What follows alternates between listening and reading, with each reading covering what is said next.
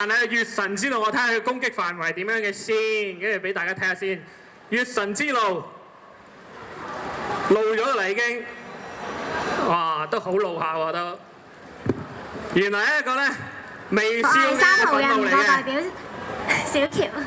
小喬，咁啊，你有個絕招喎，見你真係把劍，就係一個鳳凰劍訣喎，可唔可以耍俾大家睇下？企前少少，我哋係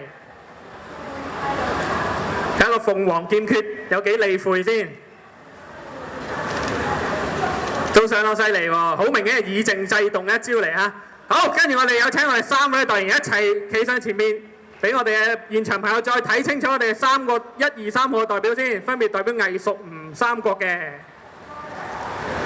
有小希啦，有二玲啦，同埋有阿 K 嘅，佢哋係小喬、貂蟬同埋黃月英嘅。因為咧，我要扮呂布啊！哇，扮呂布啊，好威猛噶喎呢個！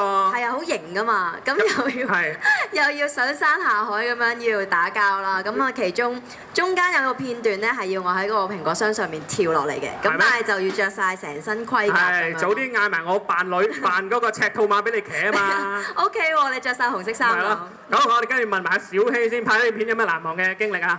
我最開心係可以一個人做一對夫妻咯。一對夫妻。係啊，因為我平時都有 cosplay 開，同埋因為我係好中意出男嘅角色嘅，咁今次可以俾我發展我嘅專長咁。你係男造型係咩啊？周瑜係咪？好似係啊，周瑜啊。有咩特別啊？個男造型？